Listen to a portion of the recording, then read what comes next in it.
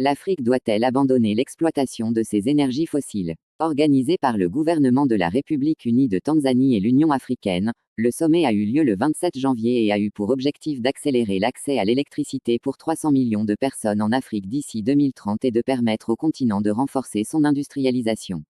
Mais une question se pose, l'Afrique doit-elle abandonner l'exploitation de ses énergies fossiles, au nom de la transition énergétique? C'est une petite musique qui revient comme un refrain entêtant. Certains pays développés mettent de plus en plus la pression sur l'Afrique pour qu'elle laisse de côté ses ressources en énergie fossile, au nom de la lutte contre le réchauffement climatique.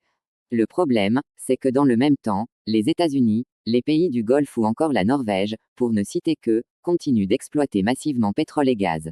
Il y a donc un côté, faites ce que je dis, pas ce que je fais, qui n'est ni honnête, ni moral selon Sébastien Treillet, le directeur de l'IDRI, l'Institut du développement durable et des relations internationales. Moralement, s'il y a bien des pays qui ont le droit de mettre en exploitation des ressources fossiles, ce seraient plutôt les pays africains qui ont très peu contribué à l'accumulation de CO2 dans l'atmosphère.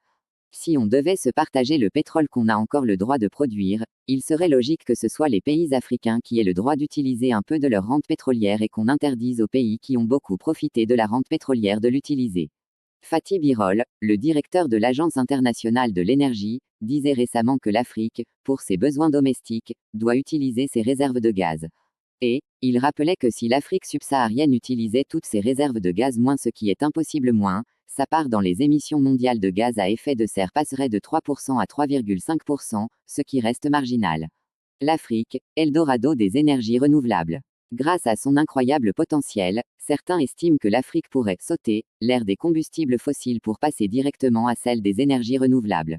C'est cependant oublier certaines difficultés à surmonter. Une étude sur la transition énergétique en Afrique, publiée l'année dernière par le World Resource Institute, pointait les nombreux obstacles, de financement, d'infrastructures et rappelait que dans certains domaines comme les transports ou la cuisine, l'électrification était encore loin d'être la norme. Exploiter ses ressources fossiles pour financer sa transition énergétique. C'est ce que l'Afrique fait avec ses exportations. Mais attention à ne pas investir massivement dans des secteurs qui risquent de s'écrouler, prévient Sébastien Treillet, directeur de l'IDRI. Exploiter des énergies fossiles pour les vendre pour pouvoir en retour avoir du cash qui permet de financer les infrastructures pour le développement, des hôpitaux, des centrales photovoltaïques dans le pays, ce mécanisme marche, mais est-ce que le marché des énergies fossiles va être porteur et est-ce qu'on n'est pas en train de faire des investissements dans la production de pétrole, alors qu'en fait la demande en pétrole de la Chine va s'écrouler dans quelques années? Il y a donc une question de viabilité des investissements qui sont faits. Est-ce que c'est un bon investissement et est-ce qu'investir dans d'autres formes de production d'énergie ne serait pas plus important? Il revient donc aux États africains de choisir leur trajectoire, pour l'industrialisation de leur pays.